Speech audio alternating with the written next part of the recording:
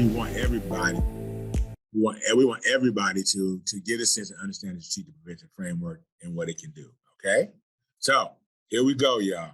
So the objectives for today is I really want to make sure that I describe best practices in the field of prevention in general, because we talk about tobacco prevention, we talk about substance abuse prevention, but I want us to understand that we want to talk about what are some best strategies and practices in the field of prevention as it relates to within the context of the strategic prevention framework, or SPIF. We want to identify and talk about those 5 key areas of the SPIF, but also those 2 overarching areas of the strategic prevention framework as well. And then we want to talk about what role you might can play. We want to talk about what are some good ideas that have worked with the framework in communities. What are some of the quote unquote challenges that you might see? And I want to hear from you all. What your role could be as you look at it in prevention in general and how it can be utilized. So I've welcomed you all to the training. I've given you a training overview. So I want to thank you all for being a part of this and being a part of this area.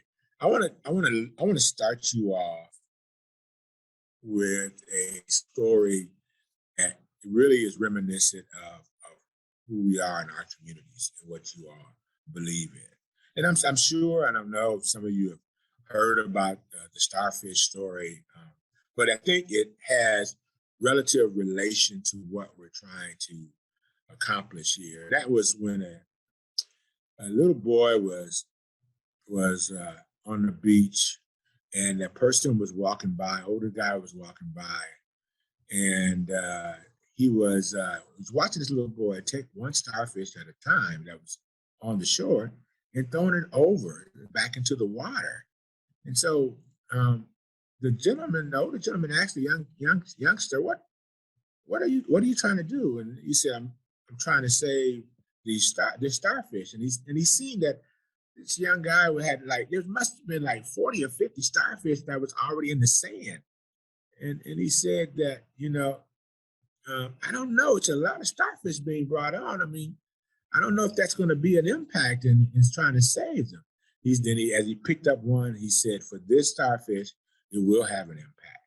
And so as he threw it back out there, he looked back at the stranger and said, and I'm going to add to this. He said, would you come help me? And so I want to add that to the story because it's really about saving lives, saving individuals, but be doing it in a capacity way, not just doing it because you see it from the sideline and not participating, but seeing it from and participating and being a part of and bringing others into the process. I added to that starfish story and saying, hey, engage and get others involved in this as well. Take a look at this photo. Describe to me on your chat. What do you see? Tell me, what do you see there in this one? I'll give you about a minute for you to tell me what you see.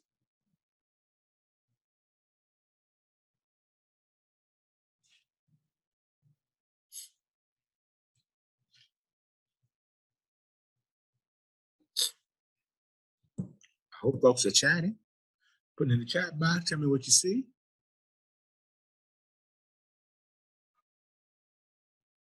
We're chatting. Okay, good deal. What are we seeing, Tasha? Or Happy?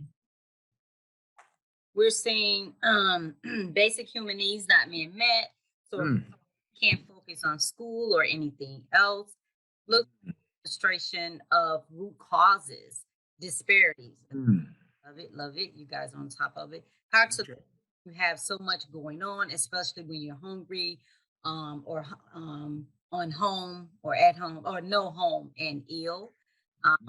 Load and or baggage that every person carries is we all have something going on in our life and we need to help each other. Okay. And Kelly is saying this child has a lot of baggage and no one is helping him. That's right. Okay. I think Kelly, you touched, is that Kelly Cousins? Is that what Kelly Cousins? Yeah, you're right, Kelly. I think that's another observation that, that I'm surprised you've seen that second part. that Yeah. nobody's helping. So Yeah. it does have an impact. I mean, there's no wrong answer to this, you all. We really wanted to just get your insights to what you're seeing and what you're feeling and what that looks like. And so really wanted to make sure that what that is. I'm interested though in what Anna, if you can unmute your mic, Anna Tights, is it one word, Tights? Tights? I want to be Teats, fair. yeah. There you go. All You right, got it. thank you. Thank you, Anna. Tell me what you Absolutely. meant by that. It's about the layers. About the layers. So when we're working with people, I mean, all of the social determinants of health and, other layers of things. So this kid's late for math, but like, how can that's not his priority. And we can't get to the base of what he needs and help him in his life with prevention, especially unless we address the fact that he has all of these other things going on in his life, the hunger, the sickness, the homelessness, the disparities he faces on a daily basis, the discrimination he faces on a daily basis. We can't make progress with him until we address those. And if we don't address those, we're not going to really make progress in prevention. And I bow to you humbly in terms of your response and your remarks. And the reason I like it is because you eloquently described, because what we do as a prevention specialist, when I started as a prevention specialist, I wanted to go out and teach prevention strategy and do what's necessary. But I didn't. It took me a while to understand that people come to the work with additional stuff. And until we work on the additional stuff or bring partners in to help us with the additional stuff, that the work that we want to do so well and get involved with is not as effective as we want it to be, right?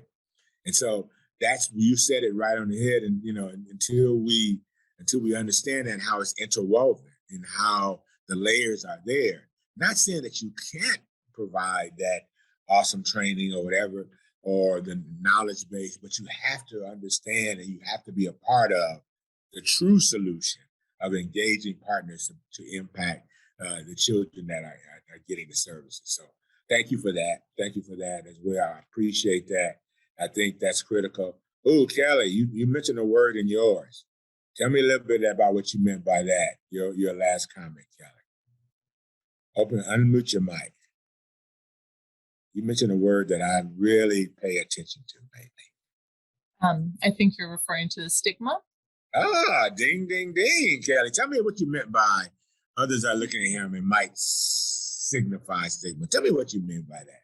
Yeah, just, they look like they're staring at him like, what is he doing with all that baggage? And I mean, I think whenever anybody looks different than us, is doing something different, has, in this case, all the baggage, right? Other people there's that stigma that that comes with it. So that negative perception that often then leads to different ways that we treat different people.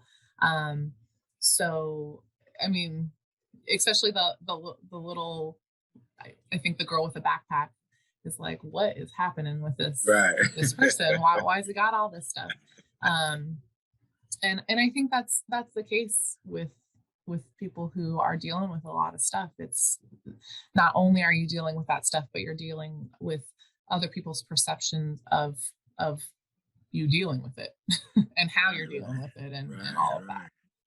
Right. And so imagine, and so thank you, Kelly, for that response. You all, I see I'm dealing with a real perceptive group here.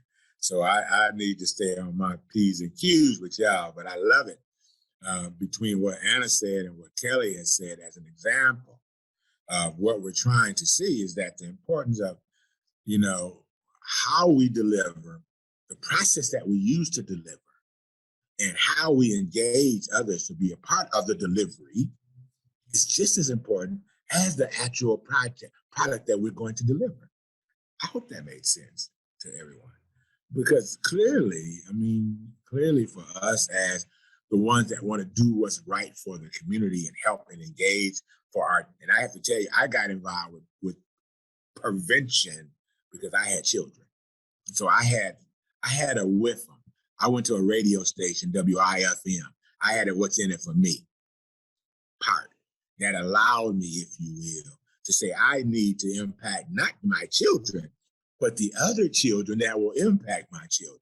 So years ago, well over 30 years ago, I will admit that I had a with them, a what's in it for me reason. Well, I got involved, and now my children is grown, and I still stay in it because the with them still stands, but now it impacts my community and then goes beyond that the domain of just my own family. So I want to thank you all for your insights and your thoughts on what you have seen and what you have suggested.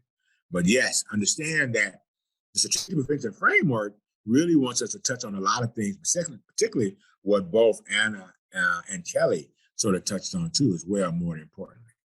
So when we look at the history of substance abuse prevention, that, historically,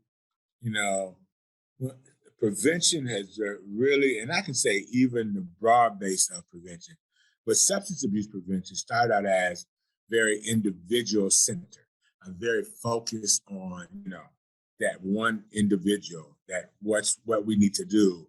We need to give them information, give Tracy information, give them educational programs for young folks, But really, folks started thinking, that their life work was worth it if they just saved that one starfish. Remember, I gave you that story about saving just that one starfish, but that little boy said to them that the power of saving not just that one starfish is not as important unless we knew the responsibility to make a difference within saving all the starfish that are in need of help and even preventing them from getting to that point.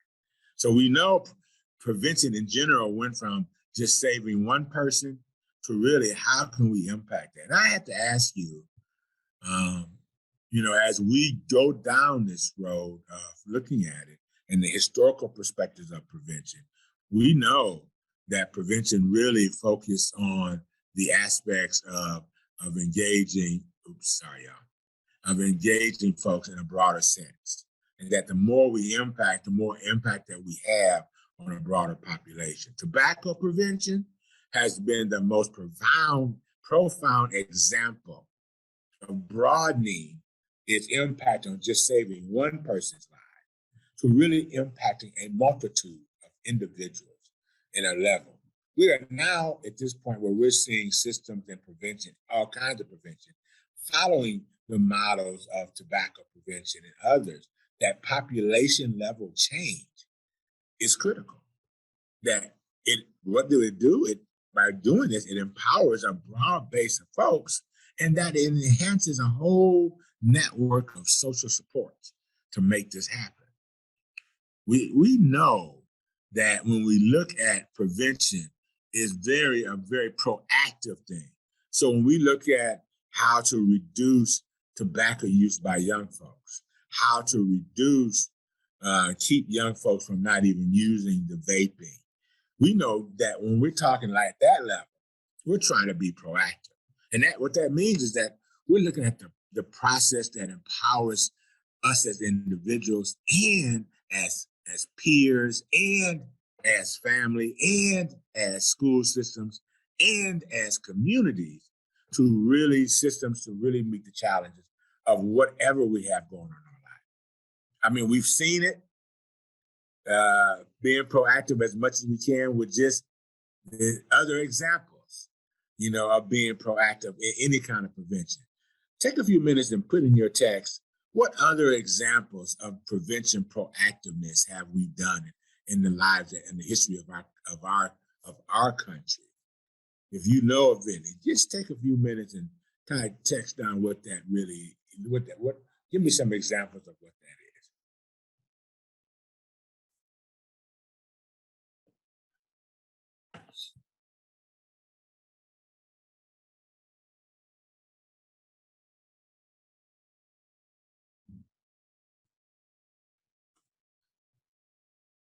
I hope did you understand the question?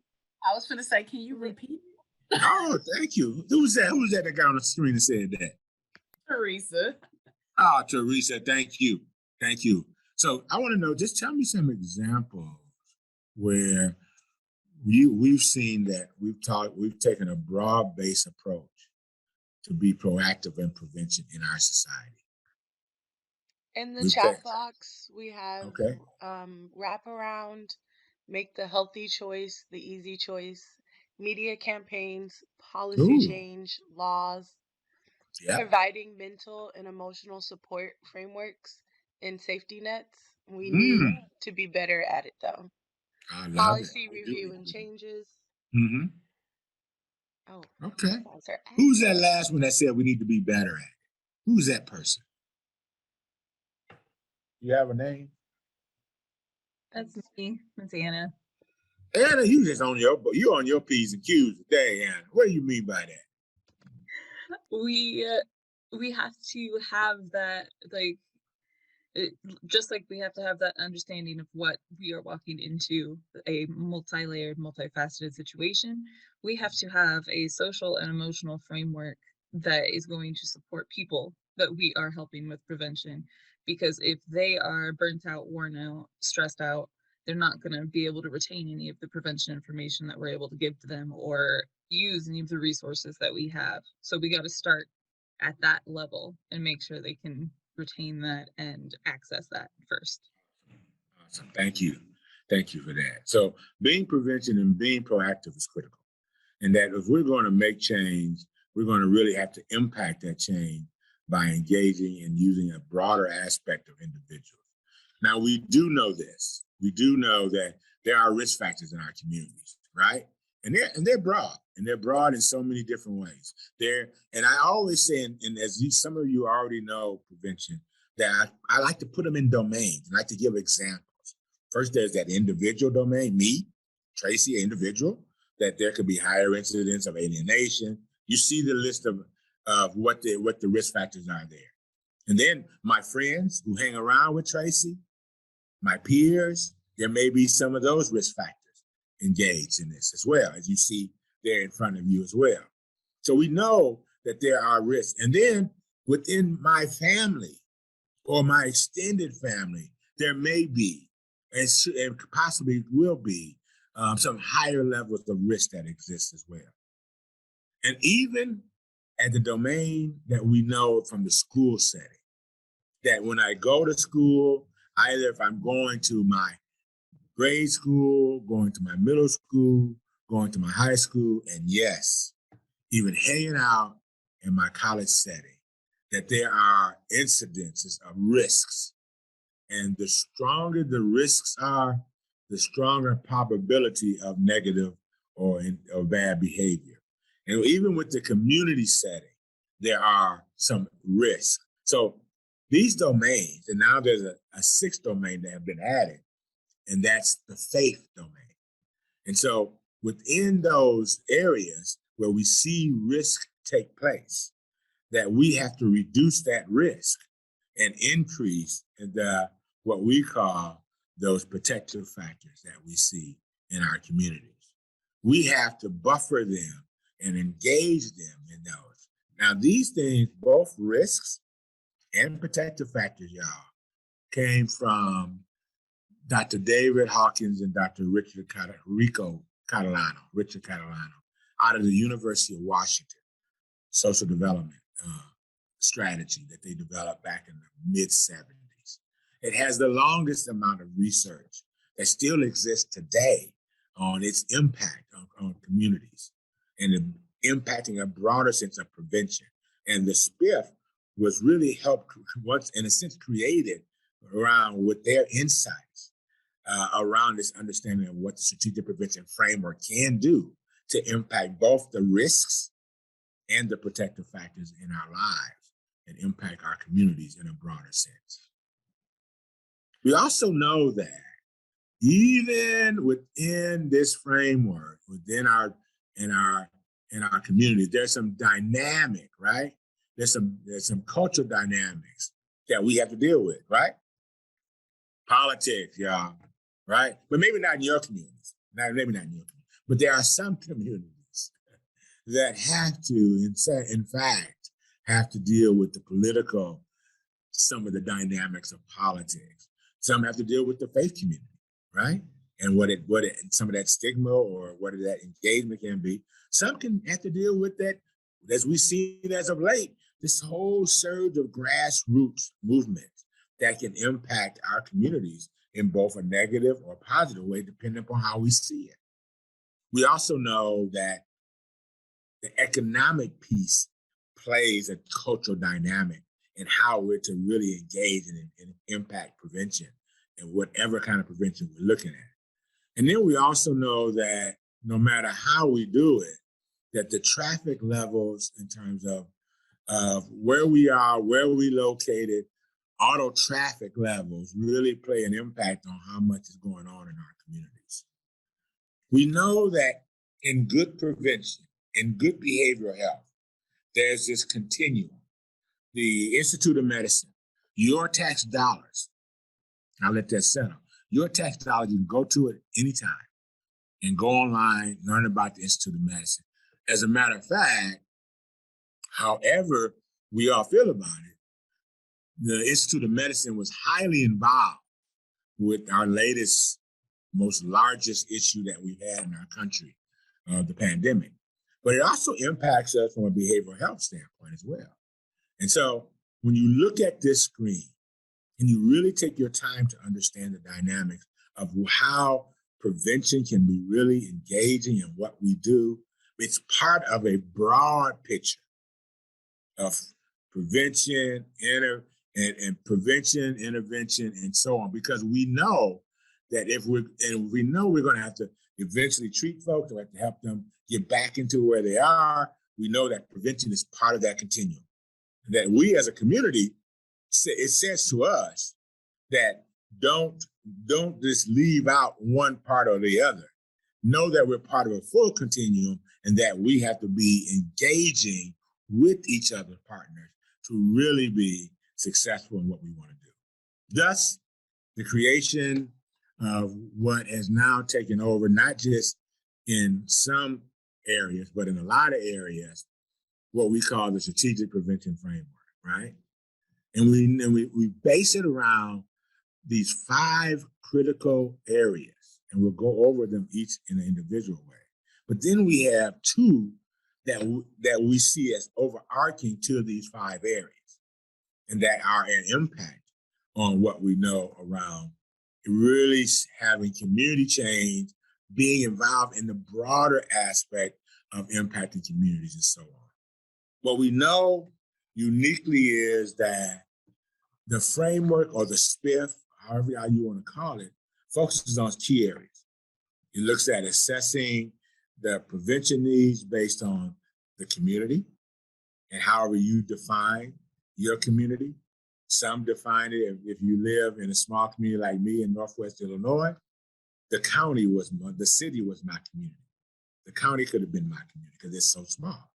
Or if you live in a large urban market like Detroit or Flint, or, I can name them, keep naming them, but if you look at them, you can maybe look at a neighborhood as you define your community. But ultimately, as you define your community, you have to also not only assess it, what's there, you have to build on who's involved, who's currently involved, who's bringing that prevention to the table now, but who's out not missing but could do this as well.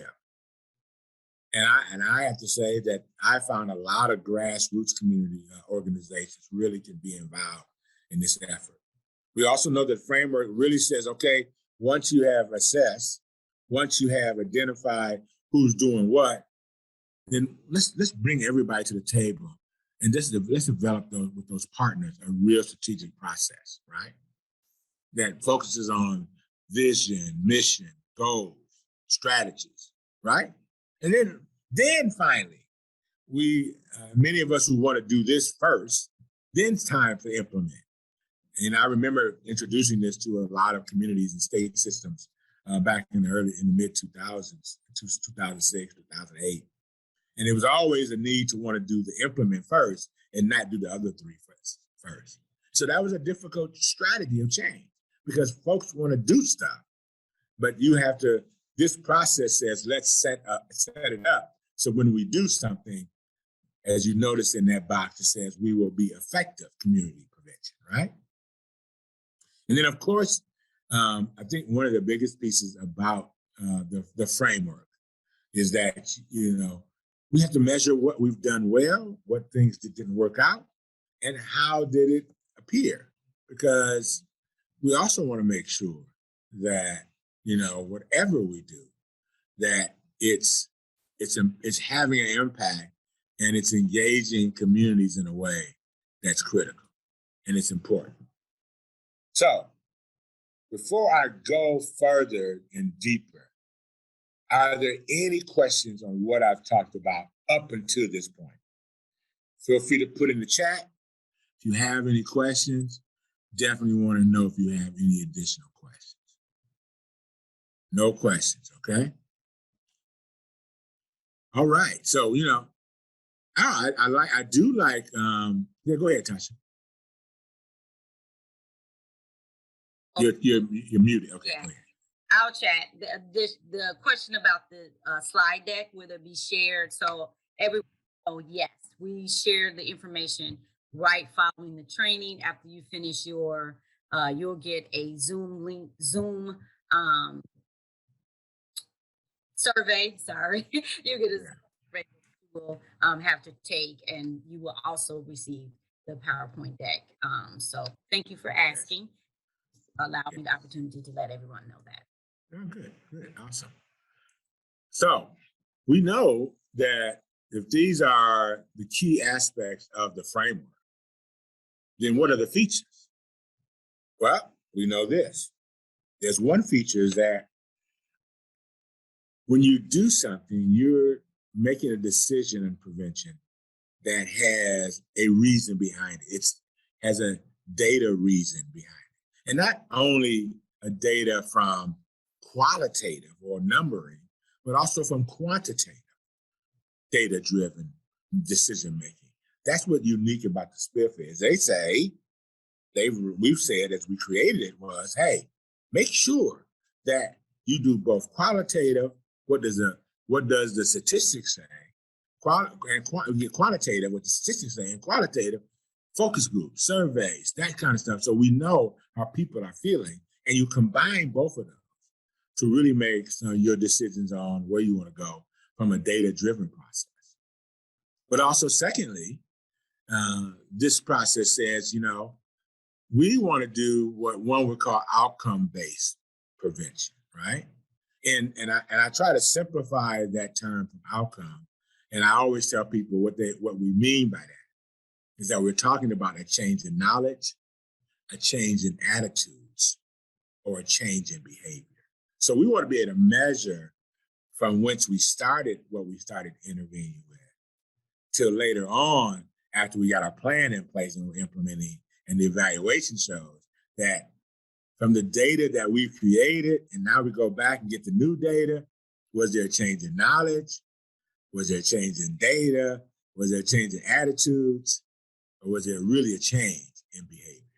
And then thirdly, about the feature, about the framework, is that although direct service is important, 30 kids in after school program is critical, but multiple pieces we know to impact population level change has a broad aspect of change. And so the framework looks at the population level change more broadly and instinctively and incredibly to make sure we're impacting the targeted community, okay? So as I mentioned to you earlier, within the framework, there are 5 overarching pieces, right? But there are 5 individual pieces, but there are 2 overarching pieces of the framework. And that within each one of those pieces of those 5, that we have said that the SPIF should look at the cultural inclusiveness, the cultural competence, the cultural engagement of each level of that framework. So when we talk about assessing, when we're talking about capacity, when we're talking about planning, when we're talking about implementing, and when we're talking about evaluating. Let's make sure that at each level that we engage the idea of cultural competence and in recognizing and embracing these key aspects within our targeted population that we're going to work with, okay? And then second overarching piece is sustainability. And that is if it within each one of those phases that was listed under the framework, are there some things, you all, that can be kept, that really worked, that can be moved into the normalcy of what we do as a community? And should we sustain that? And let's talk about sustaining that as we do it from each one of those steps. So those are the two overarching pieces that goes along with it. So real quickly, I've given you an overview, but let's look at SPIF in an action activity. I want you all to take about 2 minutes and think about first, and then provide on your chat an example of daily life that incorporates all 5 steps of the SPIF. And Tasha, I want you to provide any additional insight to my directions if I've left out anything. But I really want the folks here to really, after they've heard about the SPIF, and I've kind of went over it with you, and normally this is a full day training that we normally do, or at least 4 hours. And I know I kind of went over it quickly, but when we look at that SPIF on my picture wall on that picture, needs assessment, capacity, strategic planning, implementation. I want you to think about your own daily life, just your own daily life that you incorporated. Tasha, did I miss anything? Yeah, no, I don't think you missed anything. Just to jog folks' creativity. When I've done this before, I talked about baking. That's why the image is like a kitchen. I talked about baking the German chocolate cake and using the steps. So think about that. I've talked about planning a wedding and using the steps. And so you can think about that. Like, how do you use this planning process in your your day-to-day living, or how can you is what we're looking for here. So chat with us, tell us, what are you thinking? Now let's take these 2 minutes and let you think about that. Yeah.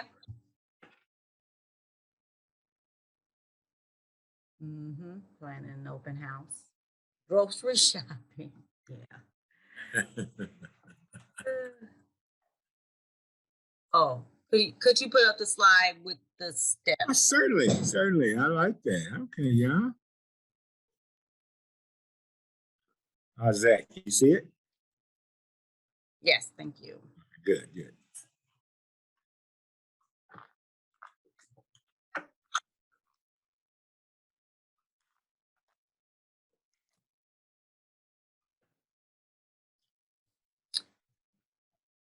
Teresa said meal planning. Yeah, that would be good. Everything that everybody likes. But I'm gonna eventually ask Cassandra to unmute her mic, because I want to know how she's using the SPIF to grocery shop. Yeah. That's something that got my attention. I like food, so don't get me wrong, y'all. I like to give Mara also. Oh, Mara too? Yeah, okay. She said she was going to say shopping too. So either one. Oh, okay. Yeah, either one of them could be voluntary. Oh, y'all keep bringing them up, because I want to hear how you would use the SPIF. I'll clean up. Oh, Lydia. With a 16-year-old. Yes. That's why I wish I had this in person. We was going for at least 4 hours, y'all, because I would want to hear how y'all do this, Yeah. Oh, Teresa said working from home. Working from home. Okay. So Cassandra, would you mind unmuting for a minute, please? Yes, I'm unmuted. There you go. Talk to me how would you use those steps, Cassandra? Oh, living in purpose. So for the needs assessment, checking to see what I need, like checking the pantry and making a list. Building, for capacity, how much money do I have? What's my budget to spend at the grocery store? strategic planning, writing the list out, and getting everything prepared to go and get in the car. You got gas. Oh yeah. And then implementation, actually going to the store and hopefully sticking to your list. Sticking to your list. That's right. That's important to the spill. You got a plan. Stick to your plan. That's right. That's right. Evaluation, check when I got home. Like, did I get everything? Did I go overboard? Did I buy too much? Great. Because at that aisle, when you check out all kind of stuff, be right at that aisle, right? And you be going. Definitely. Don't go when you're hungry, because then you definitely gonna buy. That's another part of the needs assessment, right? Are you hungry? Are you gonna be hungry, right? Yep. Oh, that was awesome. That was awesome. Thank you for that, Kassan. And then Mara, you had the same idea. When you want to unmute real quick. Yeah, I was thinking something similar. Needs assessment. What do I need in my pantry? Capacity building, same thing. Like, what's my budget? Strategic planning. Occasionally, if I'm feeling real ambitious, I'll try and write my grocery list based on where the aisles are in the store. Okay. That's what I'm talking about, Mara. Yeah. And then implementation and evaluation usually involves me forgetting something. After all of that, that's a great metaphor of how this works, right? Like, you do all of that, and then you go back and be like, but I still forgot something, right? All that planning. So that's great. I love your organization of the aisles. That's awesome. I mean, that's a new one for me. I'm going to try that. Yeah, I don't know. Kelly has some great things. I see. Kelly, you got to unmute your mic and talk. Yeah. I feel like I have a 5-year-old, and I feel like getting her ready for school is like a whole thing. So tell me how you go through the process using the spill. Yeah, I mean, I had to make an entire checklist for her. Because I got to get ready at the same time. Right. Okay. I stay with my parents. My partner comes and helps at the end and actually takes her. And at that point, I'm not just getting baby girl ready for school. I am herding 4 other adults around the house. Yeah. So just doing that needs assessment. What needs to get done? Capacity is who's going to help with that. So me, baby girl, partner, grandparents. Strategic planning. We have the checklist, and we actually have a reward. So it's if you do the whole checklist and you make it to the school safely and into the school with no tantrum, because kindergarten was hard. Yeah. Then you get whatever that reward was, and usually it's stuff we would have done anyway, like an art project after school. And each adult has a thing. So like my dad helps with breakfast, I do hair, all of that stuff.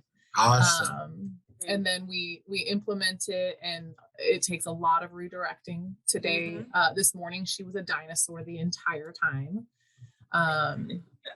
So that makes things difficult because she was attacking. And then you evaluate it, if it's not working. So we actually, with the rewards, daily rewards were working for a while, but we also ended up adding weekly rewards at the end. Like, if you get all 5 daily rewards, you get a weekly reward. There you go. So you sustain. Just reassessing. Yeah. So you sustain behavior by doing some things that will keep the sustainability going, that behavior to maintain itself, right? Yeah. Yep. Yeah. Well, thank you. Thank you very much. That was awesome. That was a great example. I want to thank you all. Yeah. As what you all have done to really show that and understand that dynamic. Because I know there's other ones we could have done, but we're going to keep it moving. But those are some great examples. And I appreciate you all being patient with us and laying that out. Okay. Now, here's another activity. Tasha? Yeah, give an example of a problem in your community that let's focus specifically on tobacco, and what factors seem to be contributing to this problem. And this activity points us back to assessment, right? We're trying to really figure out what is the consequences that's happening, and then what are the contributing factors, right? So what's contributing to it, and how we want to see how big the problem is. And my other question is, what other information would you like to know about the problem, and how would you obtain it? So what's contributing to it, what's happening, but then also we want to talk about the factors that may be impacting what's going on. So let's just share a little bit about what's going on in your community. And Tracy took us back to the features of the SPIF, which is, of course, it's a data-driven decision-making process. It's outcome-based, and we try to focus on population level change. So what are some examples of something that's going on in your community? How big is it, and what's contributing to it? Let's chat. I'm going in the chat. I don't see anything yet.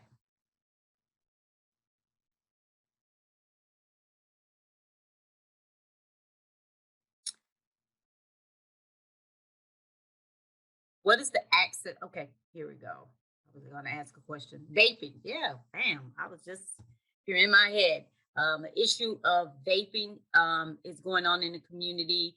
And what more, Charlene, information do you need to know about that? And then Anna, they're food deserts, right? Due to grocery stores moving out of low income neighborhoods because of low retail real estate valuation, which leads to poor health outcomes in those communities. Absolutely. And so the follow-up question to that will always be, what more do we know about that? It's almost like, this is what I think I know. This is what may be happening, but how do I put some figures to what I know for sure? And how do I know that? So what more information would you like to gather regarding that? And then, Debbie, I almost missed you. Youth smoking and vaping marijuana, and Michigan has approved recreational marijuana over 21. So, of course, we have some factors there that we want to know. What other information would you like to know about this, and where and how are you going to get that information? Tracy? Let me see. I really think I think those are. Yeah. Can you hear me now? Yeah, I can hear you. I was just good. Charlene's not. Yeah, I wanted to make sure that you all see this example of a problem in your community. You talked about youth smoking, like you said. Debbie, thank you. Giving us that example of factors seem to be contributing. Yeah, and whatever the information. Yeah, so that's critical. Thank you, Anna. Appreciate you all for sharing that in our longer term, which we know as we want you to just use examples so you can understand the framework more, especially when we talk about the assessment part right now. Yeah. Okay. All right. So when we talk about assessment, well, I got a loose mouse here, y'all. Be patient with me. Okay. When we talk about assessment, we talk about community capacity. We look at what's out there, what's already going on. What are some contributing factors to this, right? And then we look at what are some other data, like consumption data, how many folks are using, how many folks are doing, how many folks are smoking, how many young folks are doing, and then what's the pattern of that? We've seen that 6th grade and 8th grade numbers have continued to go up. What has been some of the consequences? We've seen young folks with some early issues and some early concerns with vaping and marijuana use and their data on education, or their attendance level. We've seen consequences from the issues that have come about. And then what are some other contributing factors that could go along with that? What are some things that, they're not involved in school settings, their parents are high risk of using the same issues as well. So what are some of the contributing factors? We want to know those. The assessment piece wants to know those 3 things as you're looking at that. Some of those contributing factors you see there as an example. Easy retail access. Maybe you can pick up the vaping tools easily. You can just go in. Maybe they don't check for ages. Okay. Maybe there's easy social access. Maybe the parents get them or their family siblings get them. Maybe if we look underage drinking as an example, maybe there's a permissive sort of in the community, in the school, in the family where I'm living. Maybe there's a permissive social norm that could be a contributing factor. So you see that, and maybe this seen as it ain't harming me. We know marijuana use as an example. We know underage drinking. We know drinking is still the number one drug issue in America. And so we know if the perception of use is low, maybe that's a contributing factor to this as well, right? So here's a quick example. Now, based on the example provided with substance abuse contributing factors, what would be the contributing factors for tobacco? Real quickly. But I just gave you one, and I'll go back to that one. But tell me what would be the contributing factors for tobacco use. If tobacco use was in the middle, underage tobacco use, what would be some of the contributing factors? Oh, thank you, Charlene. You knew coming on. Thank you, dear. Availability. It's perceived as cool. Yes, the norm. Very well said. Thank you, Teresa. Oh, Teresa, stress. Okay. Contributing factor. Anna, yes, definitely. Thank you, Kelly. Yes, Teresa, yes. Bring them on, y'all. Keep them coming. Contributing factors, because we got to know what they are in order to impact what they are, right? And so we gotta do our due diligence at the assessment level before we can of the framework before we can do anything else. Sure, you can just do a program and say go at it, but if you know what's contributing to it at the assessment level, you can identify the right kind of strategy to really impact that. Okay. All right. Thank you all very much. So then there's community capacity. Now we know capacity is critical because the three key things of capacity it's the resources, in kind, financial, human kind, there's technical kind, resources. We know that resources, what's the capacity that can impact the data that we just found out or has already existed? What about stakeholders and the community? What's their level of readiness? Well, what do you mean, Tracy? Well, we mean that, at the capacity level, we want you to look at what's available in resources and who's doing what, but we also want you to measure or get a sense of the level of readiness. And there are awesome free tools out there. And if you're interested, you let us know. But there's tools that you can use to measure stakeholder readiness, key stakeholders in your community, and or a broad sense of community readiness. Well, I've done them both many times. Stakeholders is maybe you want to do some leaders and some community leaders and some elected officials around the readiness of dealing with this issue. Or maybe you want to do communities, go to a shopping mall, do an online survey, whatever, to get all kind of folks to see what level of readiness they are, right? Because if a community is not really ready to deal with the issue that you're thinking about, then when you go and implement something and their readiness scale is low, then the chances of success is low. And then, of course, one of the things that I find to be very important is that you should or will have some coalitions in your community. They may not be substance abuse or tobacco prevention. There may be other coalitions, and they're part of that stakeholder. And you want to measure their readiness too. And how important is that? And what does that impact, right? So we know capacity is really around resources, readiness, and the readiness of the collaborative partners that are in your community. So here's one. What strengths might organization XYZ capitalize on to address the problem? And then what barriers might organization face in addressing this problem? Let's say there is a tobacco problem among young people. So what strengths might you think of an organization in your community might can help capitalize to address that problem? And what would be some of the barriers? Real quickly, think of an organization, if I actually were dealing with tobacco, just write in the chat what you think, something. You don't ain't got to name the organization. You can say, here's some barriers this particular organization might have. Here's some awesome strengths that this organization might have. You know? So understand, I want you to take a few minutes and you can write it down on your own piece of paper, you can put it in the chat.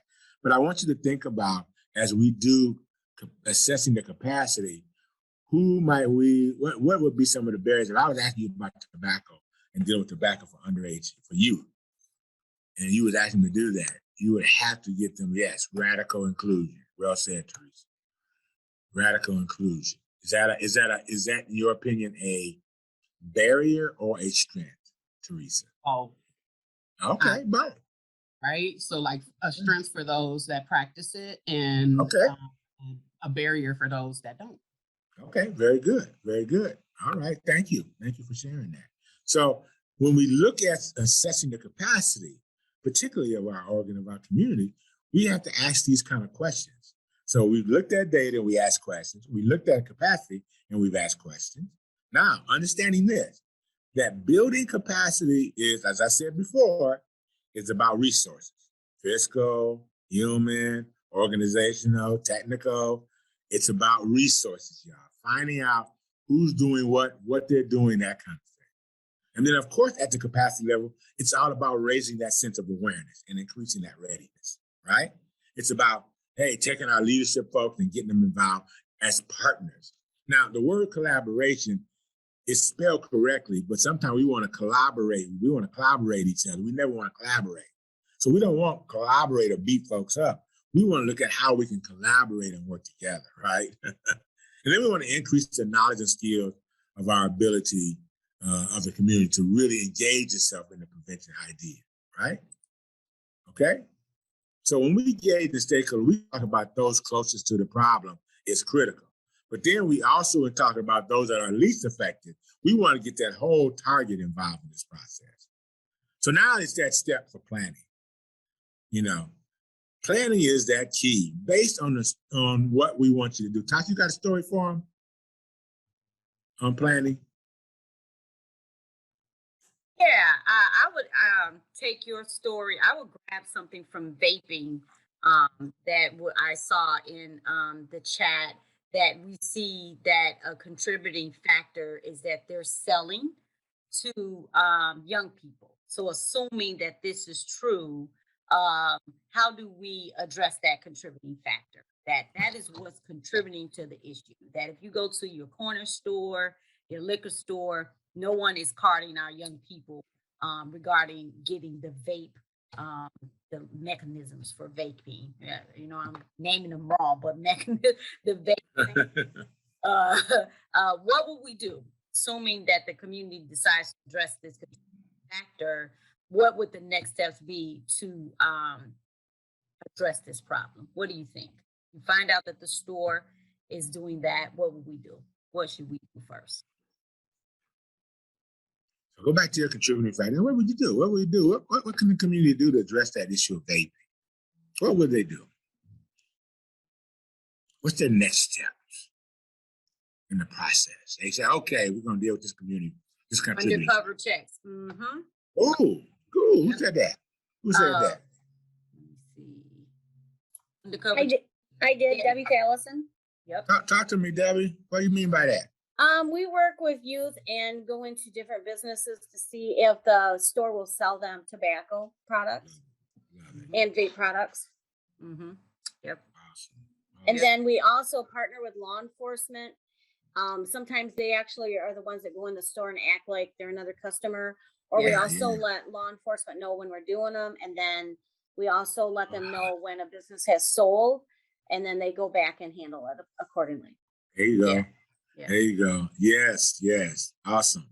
And I like what Shannon says about vendor education and compliance checks. And I'll give one point because I know our time.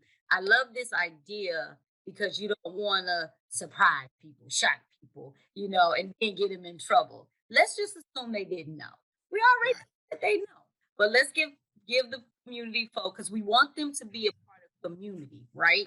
And so when we decide that we're going to do these things, and we didn't educate them on what they knew already, then it's like we have a gotcha. We don't necessarily want to have a gotcha if we want them to be a partner with us in this work that we do. So we want to say, okay, let's educate you, let's get you involved, let's get you at the table. And now, we are going to do these things. You're educated now. We want to come back in and see that you are complying to what we talked to you about. And I learned that the hard way. Wanted to share that we did a gotcha. we went into a store and we didn't educate them at all, and we did that. We didn't do a vendor education at all, and that got you did not give our organization the reputation that we should have had regarding that with those stores on those. Yes. Yes. So I just wanted to share that as an anecdote, cautionary tale of what we could do with this education piece. Love it. Thank you, Tasha. That was You're awesome. welcome. Because when we start to talk about our planning, we look at what the problem statement is, who's our targeted population, how are we defining our community, okay? What's our targeted group? And then we're going to look at what are some of the goals, what are some of our objectives, what are even some of the changes in knowledge, changes in attitude, or changes in behavior, quote unquote, outcomes that we want to have. And then if there's something that is an evidence-based practice, an evidence-based approach, what are some of those that we could use to help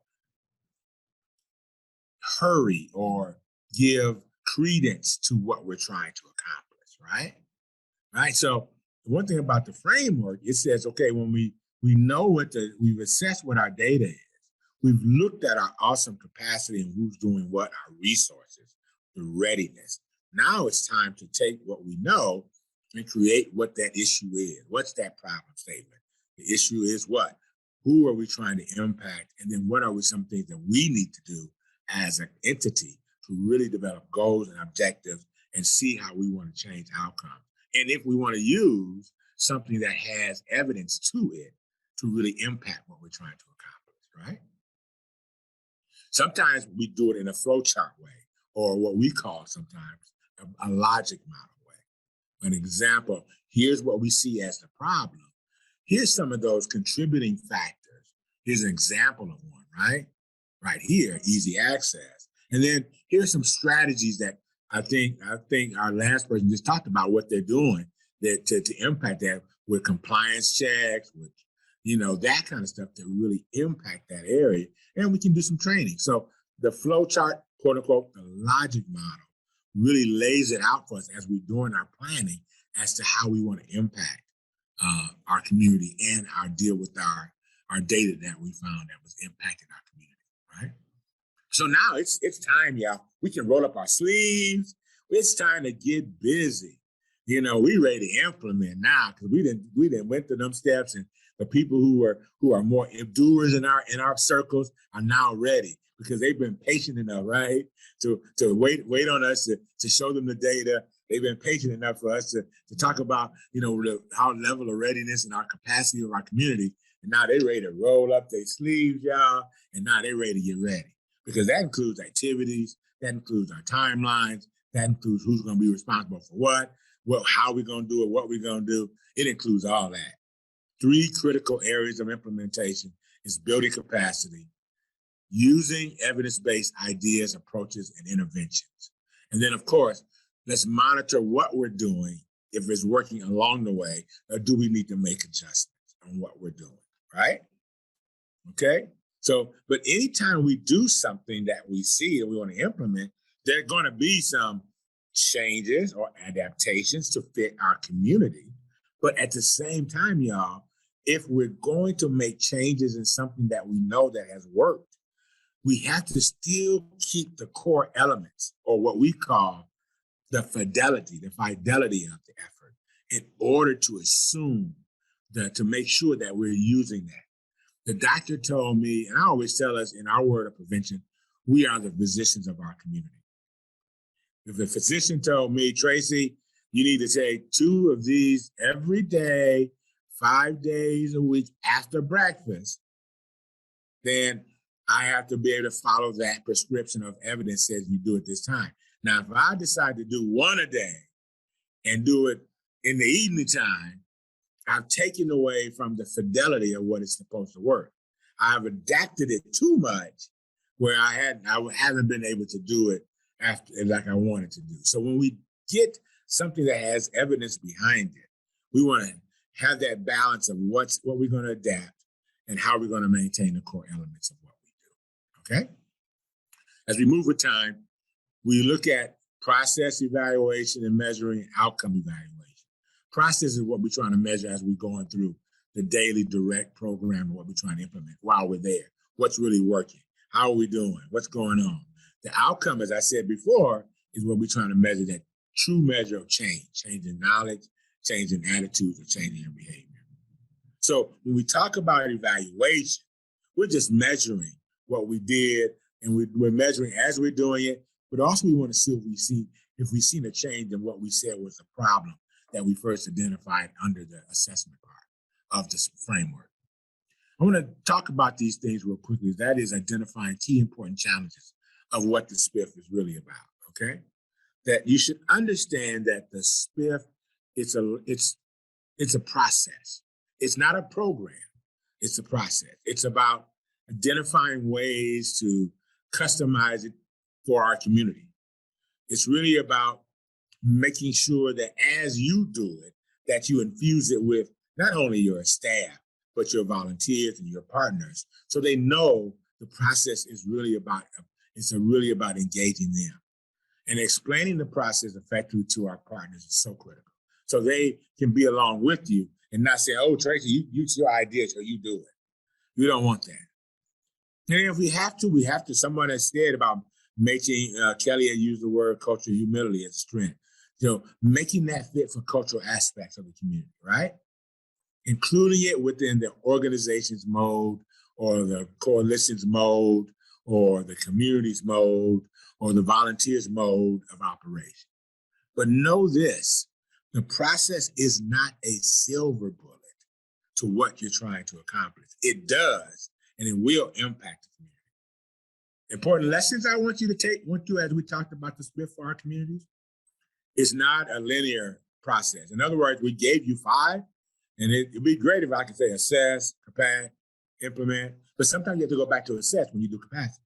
Or sometimes you have to go back to capacity when you start planning. Or sometimes you have to go back from implementation. So that's why you see it in a circular flower.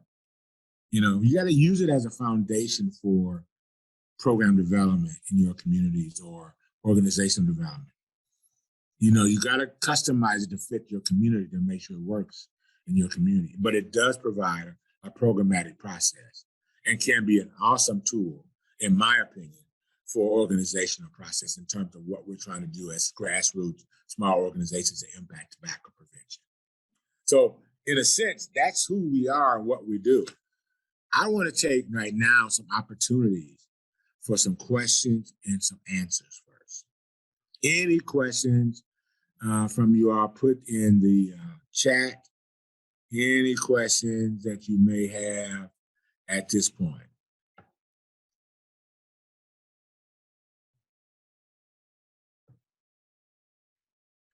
Teresa, you asked me, can I go back to the implementation slide? Certainly. Thank you. I appreciate it. Yes. And what do you have a question about? You want to wait and see till I get back there? Yes. All right. This one right here, dear? Or was it this one? Here it is. One? Oh, I just answered my own question. Okay. That's a good thing. That's cool. Okay, yeah. All right. Thank you. I appreciate you. You're more than welcome. You're more than welcome. That's what we're here for. I mean, what we want to do at our academy for you all is we want to be a guide. We want to be inclusive. We want to be engaging. We want you to get that moment. And if you don't have it, if you already have that moment, we want to enhance that moment to help you really build upon what you know, and so you can be effective at really good tobacco prevention. And don't forget now, as Tasha said, that we want you to complete that tobacco readiness assessment too, you all. So that's important to understand as well. So, any other questions? Tracy, while folks are waiting to gather their questions, just wanted to And I want to thank Kelly, I believe we're chatting. Yeah, Kelly, for she got a catch that some type of way the assessment, the survey, the Google form that I have, it was a and I think edit format, which I do not yeah, and do I which I do not want you to do. So after the training right now, based on your because you all registered, I will be sending over a fresh survey for you to complete. Oh, Listen, good. That's good. please, I'm begging you, please complete that assessment. The reason why I like to do it here is because it kind of, you're the kind of Yeah. to do it right now. But Yeah. the way it, like Kelly's reminding me that it has some other responses in it, and I want to make sure that that's cleared. On my end, it's cleared out. On your end, you're still seeing some of that, and you're able to edit. So my apologies for that right now, and I would definitely send that. Let me copy that, Debbie, and I'll send that to Charlene, and I'll send it to all of you following the training along with the PowerPoint presentation. So you'll get both. You'll get the assessment that I would love for you to complete because we want to do more work with you. And then you'll have the PowerPoint presentation that you all requested. So thank you guys so much. But you still have time. We're not done. We still have time for questions. I just wanted to interject that really quickly. So thanks, Tracy, for letting me. Yes, yeah. And then before you all get off, I want to get you out to tell me some takeaways y'all got. Give me some takeaways. Anybody, what you got from this quick hour? I feel like I got to know you. Now I got to get off. I don't like that. I like to connect, to stay connected. So don't forget, we're going to have other academies, other trainings that'll be coming along that we're going to be engaging you with. I may not be the presenter, but I'm going to sure be online, be a part of it. But we got some great stuff coming along for the Academy, Tobacco Academy, and we really, really, really want you all to be a part of this. So good. Thank you, Debbie. You're going to run your coalition through the SPIP. Hey, bingo. Thank you, Debbie, for adding that piece. Any other takeaways?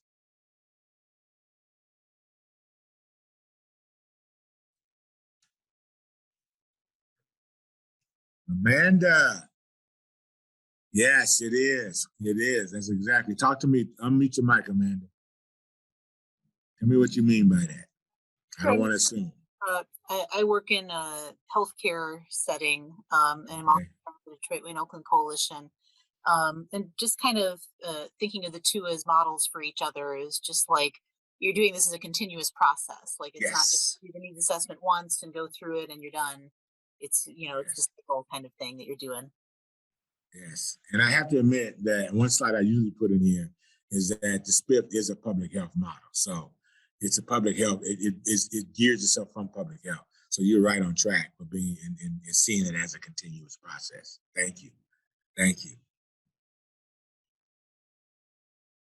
Oh, you're right, Debbie. It'd be great to write it down. You're right. Any other takeaways or any other questions? I want to be available for you all. And I got you out of your lunch and giving you some time to. We'll be here. If you want to stay on and ask individual questions for the next few minutes, but let me stop sharing my screen so I can see y'all. Let me stop sharing my screen. So I just want to thank you all for being a part of this, and thank you all for staying on and giving us your time. I didn't hear from you all that I wanted to hear your voices and see you, but feel free to continue to chat and give me some takeaways. And then also feel free to unmute your mic if you have anything you want to say verbally. If not, I want to thank you all for being a part of what we do here. We gave you a few minutes extra to enjoy your lunch period, but we'll be on. I'm staying on. Tasha's staying on. Happy staying on. So if you got any other thoughts you want to know about the Academy even further, what we're going to do, we'll be on for a little bit. You're more than welcome to stay on and learn more about it. And next week, we have the health equity and social justice. Some of you may have registered for that. And that's what Mr. Albert gave, another phenomenal presenter. Yes. And yes.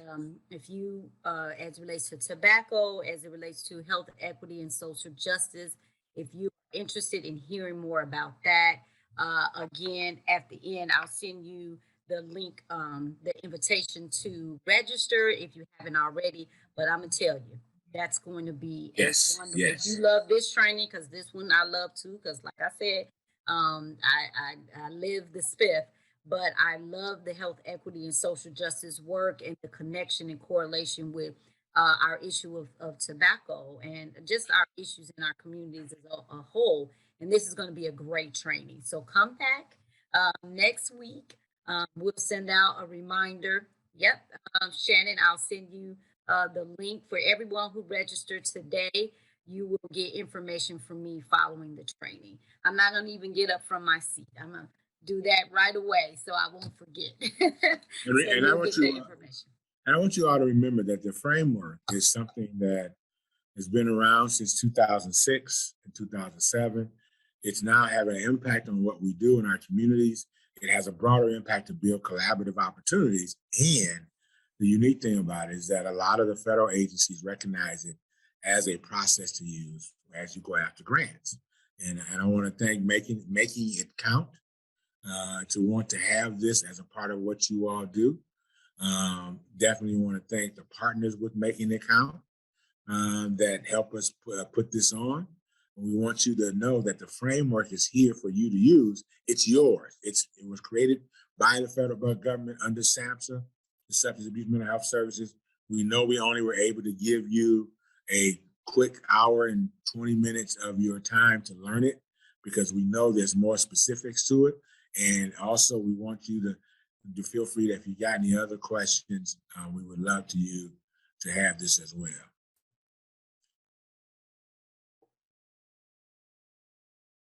And yes, I think that was Teresa. We'll share our website with you so you can take a more look at that as well. But I want you to know, y'all, we are truly here to support you all and help you all in this field of impacting tobacco prevention and other related issues in a way that's going to be successful for your communities and where you're located.